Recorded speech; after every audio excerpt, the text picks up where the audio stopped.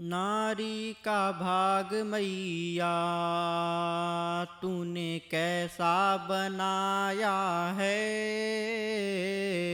नारी का भाग मैया तूने कैसा बनाया है।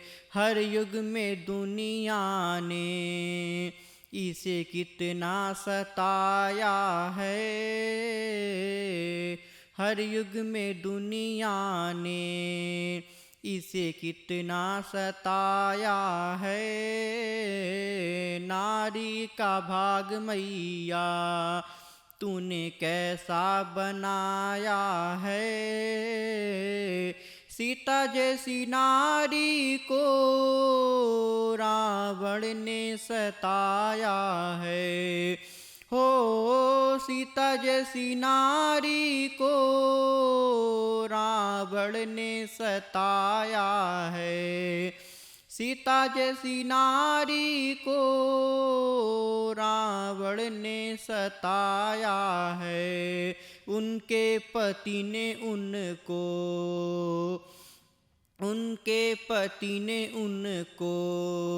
वन वन में घुमाया है। उनके पति ने उनको वन वन में घुमाया है। नारी का भाग मैया तूने कैसा बनाया है। मीरा जैसी नारी को राणा ने सताया है। हो मीरा जैसी नारी को राणा ने सताया है। उनके पति ने उनको प्याला विष का पिलाया है। उनके पति ने उनको प्याला विष का पिलाया है। नारी का भाग मैया तूने कैसा बनाया है। अहिल्या जैसी नारी को इंद्रदेव ने सताया है। अहिल्या जैसी नारी को इंद्रदेव ने सताया है। हो अहिल्या जैसी नारी को इंद्रदेव ने सताया है। उनके पति ने उनको पत्थर का बनाया है। उनके पति ने उनको पत्थर का बनाया है। नारी का भाग मैया तूने कैसा बनाया है। द्रौपदी जैसी नारी को इंद्रदेव ने सताया है। द्रौपदी जैसी नारी को कौरवों ने सताया है। हो द्रौपदी जैसी नारी को कौरवों ने सताया है। उनके पति ने उनको जुए में हराया है। उनके पति ने उनको जुए में हराया है। नारी का भाग मैया तूने कैसा बनाया है। नारी का भाग मैया तूने कैसा बनाया है। कलयुग में दुनिया ने इसे कितना सताया है। कलयुग में दुनिया ने दहेज ने सताया है।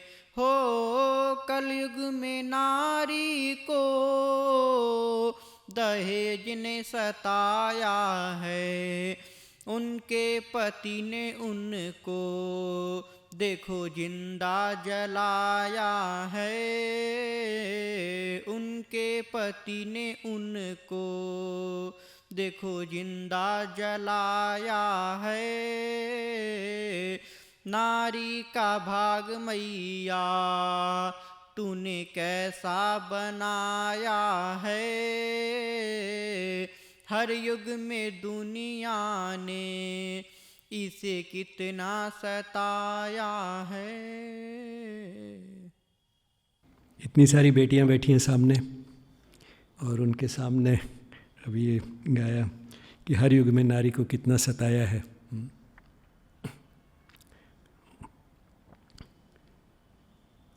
तो पहले तो आपसे ही पूछूं कि आपको लगता है क्या कि इससे अच्छा तो लड़का होते, यानी गर्ल? नहीं, इंदिरा को भी नहीं लगता, बबीता को भी नहीं लगता है।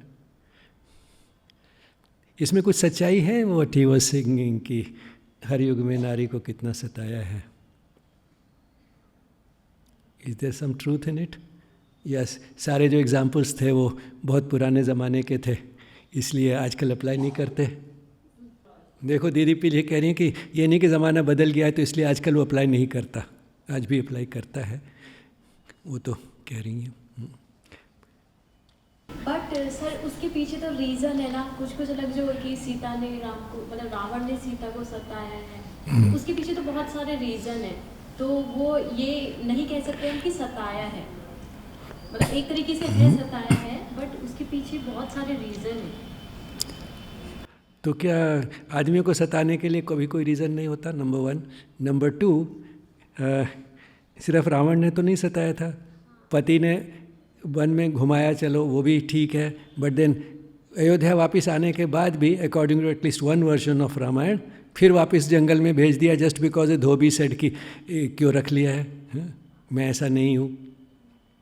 मीरा को भी विष का प्याला तो पति ने पिलाया, और द्रौपदी को भी पति ने जुए में हराया, उसको अपना पोजीशन ट्रीट किया ना, जैसे बाकी सब पोजीशंस थे कि जैसे बाकी सब चीज़ें दांव पे रख सकते हैं वैसे पत्नी को भी रख सकते हैं, because she is also a possession, she just belongs to us, treating her like a possession.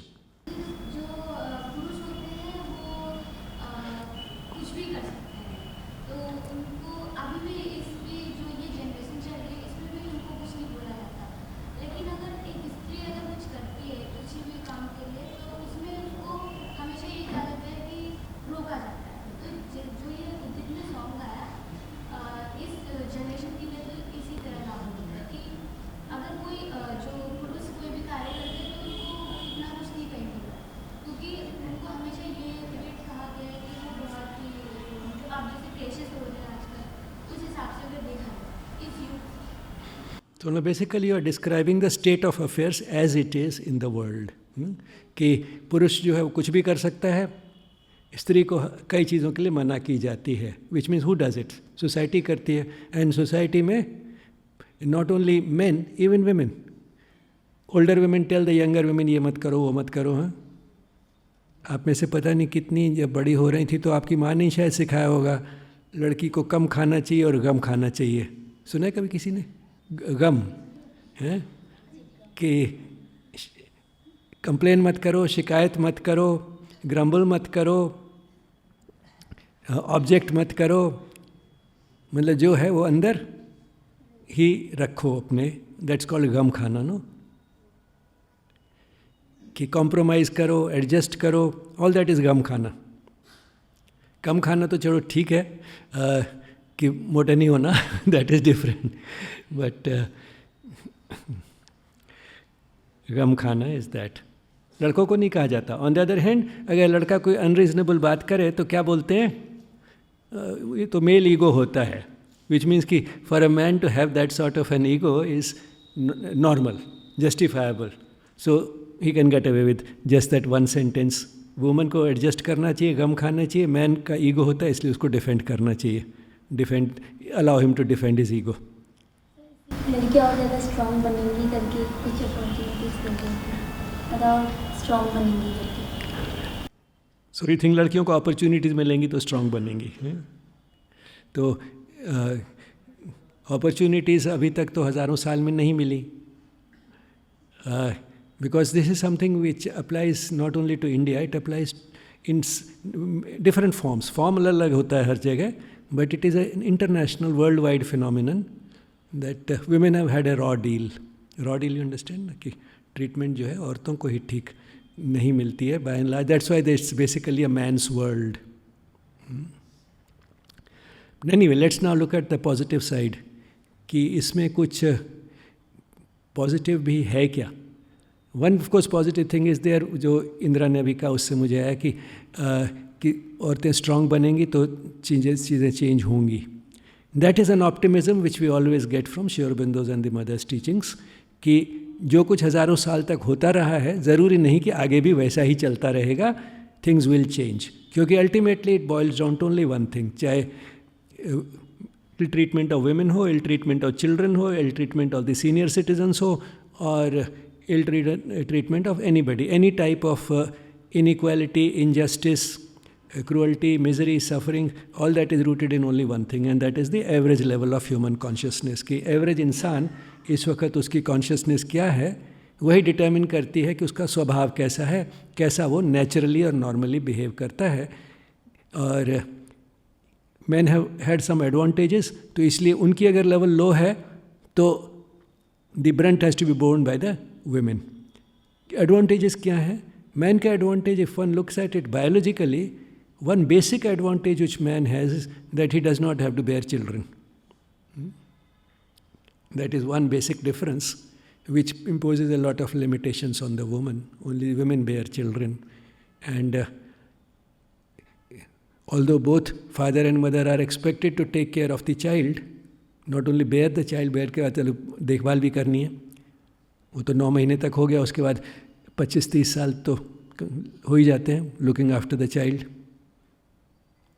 तो उसमें भी the women's role is considered primary, more important. If he is a good man, he can get away with just bringing the bread home, कि खाने का arrangement कर दिया, बाकी जो है सब कुछ left to the child's mother. That is one thing that does it. But then let's look at it also in a positive sense, the way it has been so far, कि अभी तक जो चलता रहा है उसमें भी क्या कुछ पॉजिटिव था. उसमें एक चीज़ तो पॉजिटिव ये है कि yes, women have had a raw deal, उसमें ज़रूरी है, but same time women have also had a dominant influence in households. That is also true. कि चाहे बाहर से लगे कि the man is the one who is the dominant partner, women have had quite a strong influence on men. Not only have had a strong influence, they also have been able to dictate things to men quite often. आपने एक joke सुना होगा ना, कि man says कि I am the boss of the house. उसके बाद क्या ऐड किया? And I have my wife's permission to say so. So that sort of situation is also common enough to give us that type of witticisms or that type of things. But then coming to a little more sort of level, at a deeper level, जो role women का define किया गया है in biological terms and in social terms both. Biologically that they will bear children, and socially ये कि वो उनका जो रोल होगा वो बच्चे की देखभाल में ज़्यादा होगा, more intimate, more constant, spending more time per day, मतलब कि किसी भी तरह से आप देख लें तो women's role has been primary. उसका जो है from the deeper angle, it has at least 2 major things which it gives a woman which a man may not get. एक तो वो है कि she has N opportunity to bring forth the next generation of a particular type. Partly तो ये है कि उसकी जो consciousness है that can affect the child. Partly ये भी है कि she can elevate her consciousness, which is above the normal, because consciousness is not something constant all the time. One can elevate oneself. जैसे आप यहाँ बैठते हो, ध्यान करते हो, तो you are able to lift yourself up. बाहर जाके फिर दोबारा गिर जाएं, that is also normal. But कुछ तो थोड़ा सा तो असर रहता ही है ना, अगर रोज़ करेंगे तो you can lift yourself up. तो during childbearing, during pregnancy, a woman has the opportunity to lift herself up in her consciousness, express that for the child, that love for the child, and have an aspiration कि जो बच्चा पैदा हो, that child should be born with a high level of consciousness. और उसके बारे में mother ने काफ़ी बात की है when she was talking to the women in Japan. That is the last chapter in that compilation, Words of Long Ago. तो जापान में थी वो काफ़ी टाइम, तो उन्होंने जो था वहाँ की पे औरतों को क्या कहा, उनको कहा कि मैटर्निटी जो है सिर्फ बच्चे पैदा करने के लिए नहीं है, मैटर्निटी इज़ एन अपॉर्चुनिटी, और उसका असर हो सकता है. ये सोचना कि प्रेगनेंसी के टाइम पे क्या असर होगा बच्चे पे, वो तो हमारे हाथ में नहीं है, बट हो सकता है सर. उसके लिए उन्होंने एक एग्ज़ाम्पल भी दिया था कि एक औरत थी जिसका बच्चा जो था बहुत सुंदर था, और एक पेंटिंग थी कोई किसी फेमस आर्टिस्ट की, उसके साथ बहुत मिलता जुलता था. तो माँ ने कही तो बिल्कुल उस पेंटिंग में जो बच्चा वैसा लग रहा है. तो जो बच्चे की माँ थी, बायोलॉजिकल मदर, उसने कहा कि हाँ सच्ची बिलीव नहीं करोगे कि ये वो पेंटिंग मेरे रूम में लगी हुई थी थ्रू आउट प्रेगनेंसी, और मैं उसको देखती रहती थी और इच्छा करती रहती थी कि मेरा जो है बच्चा ऐसा ही सुंदर हो. तो द मदर सेज कि अगर फिज़िकल, जिसमें ट्रांसफॉर्मेशन का पॉसिबिलिटी कम होती है क्योंकि प्लास्टिसिटी कम होती है, मैटर इज़ मोर रिजिड, अगर उसमें इतना असर हो सकता है कि जो माँ सोचती रही 9 महीने तक, एक्चुअली उसका इफ़ेक्ट हुआ बच्चे के शरीर पे. Body is more resistant, body is basically matter, तो मैटर रेजिस्टेंट होते हुए भी इतना असर हुआ, तो mind which has a much more plasticity, उस पर कितना असर हो सकता है. It can influence a lot. तो एक तो वो अपॉर्चुनिटी है, एंड ऑफ कोर्स पैदा होने के बाद बच्चा जो पुराने जन्मों के संस्कार लाया है वो तो है ही, लेकिन इस जन्म में भी तो बहुत कुछ डिटर्मिन होता है ना. एंड वो जो है, माँ अगर ज़्यादा टाइम स्पेंड करती है तो माँ ज़्यादा इन्फ्लुएंस कर सकती है बच्चे को. टाइम ज़्यादा स्पेंड करती है, केयर ज़्यादा करती है, तो she has an opportunity for creating a better next generation. मतलब अगली जो पीढ़ी आएगी उसकी क्वालिटी जो है is determined more by the women than by man. अब आप कहें चलो ठीक है, वो भी एक सेक्रीफाइस हो गया ना औरत के लिए, तो बस ये सारी ज़िंदगी सेक्रीफाइस करते रहो, अपने को भूल जाओ, दूसरों को कुछ ना कुछ देते रहो, whether it is as a daughter और एज ए वाइफ और एज ए मदर और ए ग्रैंड मदर, कुछ भी हो जाए you are supposed to just give. तो बच्चे को नेक्स्ट जनरेशन को इम्प्रूव करना है तो उसके लिए भी अपने को भूल जाओ, बच्चे को क्या देना है, कैसे करना है वो. But that is not so. क्योंकि why that is not so is क्योंकि फर्स्टली बच्चे को जो आप प्यार देते हैं, अच्छी केयर करते हैं, तो that comes very naturally, that is instinctive. उसके लिए एफर्ट नहीं करना पड़ता, उसके लिए ये नहीं सोचना पड़ता कि मैं कुछ दे रही हूँ. It is inborn, it is instinctive. तो इसलिए नॉट ओनली इट्स इंस्टिंक्टिव, इसलिए you do it, you enjoy doing it. Not only you enjoy doing it, the child facilitates it. How does the child facilitate? The child earns love. Even 2 महीने का बच्चा भी प्यार जो है वो earn करता है टू सम एक्सटेंट. अर्न कैसे करता है? By returning love. Even a 2 month child smiles. And थोड़ा और बड़ा हो, 2 साल का हो गया, तो फिर तो द बंडल ऑफ जॉय, भगाता है आपको इधर से उधर, but still you enjoy it. 2 साल का बच्चा 4-5 साल का हो गया तो भागता भी नहीं इधर उधर से, you can talk more meaningfully, and by the time the child is 10 or 12 you can have an adult conversation with the child, more or less. तो the child and that conversation is interesting. It can be educative even for the parent. तो the child loving the child is instinctive, number one. Number two, the child earns that love, which makes it still easier. And what are you doing in that? How are you expressing that love? Express कैसे कर रहे हैं? By giving what you have to what the child needs. Time, physical care, food, proper food, and proper environment.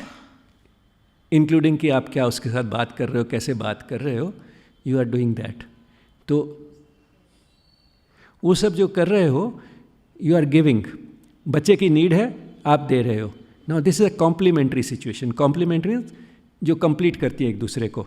आपके पास कुछ देने के लिए बच्चे को वो चीज़, उसी चीज़ की ज़रूरत है, और वो करना आपको बहुत आसान भी लग रहा है, आपको मज़ा भी आ रहा है उसमें, यू आर एन्जॉइंग इट. जब हम इस तरह का कुछ करते हैं, in which we express our love by giving what we have to those who need it, what happens to us? हमारा क्या होता है उसमें? We get a sense of fulfilment. एक तृप्ति की भावना आती है. और वो क्यों आती है? Because the purpose of life is being fulfilled. जीवन का लक्ष्य पूरा हो रहा है उसको करने से. और जीवन का लक्ष्य क्या है? Spiritual growth or growth of consciousness. So you are growing in consciousness by doing it. You are fulfilling the purpose of your own life.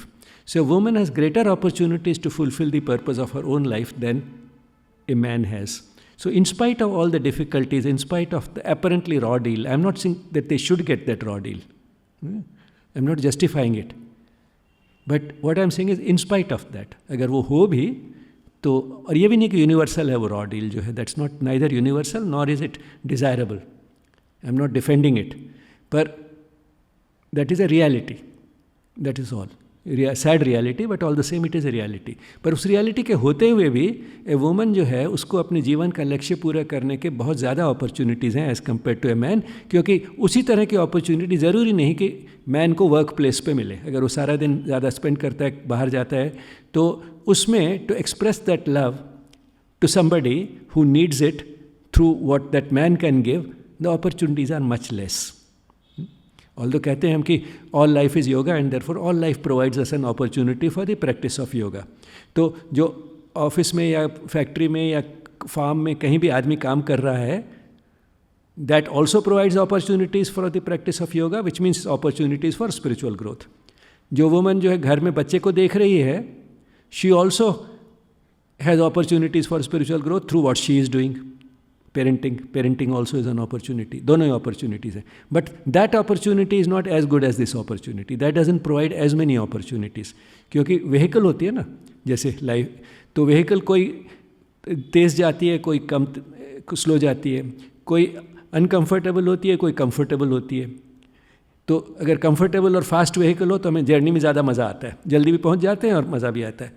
तो women's vehicle in that sense is a better vehicle. It's more comfortable क्योंकि she enjoys doing what she is doing. A man may or may not be enjoying the work that he is doing.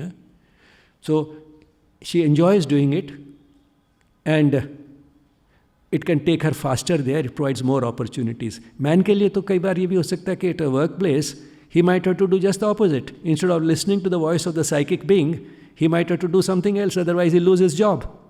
That's becoming very common now, especially in the corporate sector. अगर उस तरह सोचने लगोगे तो you'll keep losing one job after another.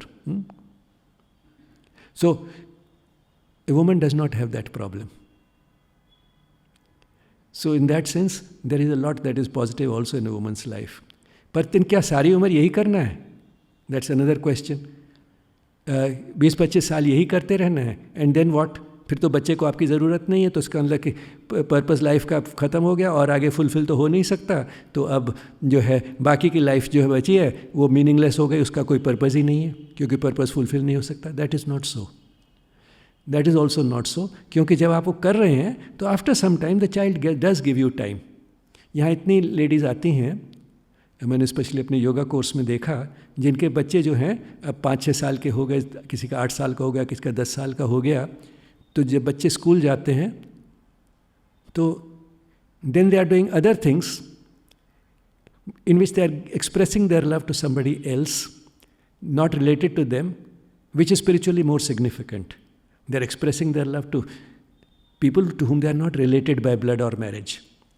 And By doing that, again they are fulfilling the... Now why are they able to do it? They are able to do it easily because they did it for the child for 10 years. कोई भी चीज़ 10 साल करो तो क्या हो जाता है? उसमें आप एक्सपर्ट हो जाते हो. So they have become experts in loving, experts in giving, experts in caring. And अगर वो expertise है तो आपको कोई ना कोई सारी उम्र मिलता रहेगा जिसके लिए आप वो कर सकते हो. So the purpose of life can continue. Whether your children need you or do not need you, that purpose can continue. और सबसे ज़्यादा अपॉर्चुनिटी यंग एज में किसको अवेलेबल है for doing that type of thing? So many of you are going to be teachers. So चाहे बाकी life में कुछ भी चल रहा हो, आपके सामने हमेशा एक ग्रुप ऑफ चिल्ड्रन है for whom you can do what a woman can do very easily. Comes more naturally to a woman. Express your love to them. They also need your love. They need the little knowledge that you can give them. Especially the younger the children, the more the love they need than knowledge. Mirambika में तो आपको पता ही है, that's our general policy, and that's also an established dictum in education, which applies more to younger children. The older they grow, the less it may apply, but younger children को apply करता है. What are the qualities of a good teacher? What is it that's important? Firstly, she should love children. Secondly, she should love teaching. Thirdly, she should know how to teach.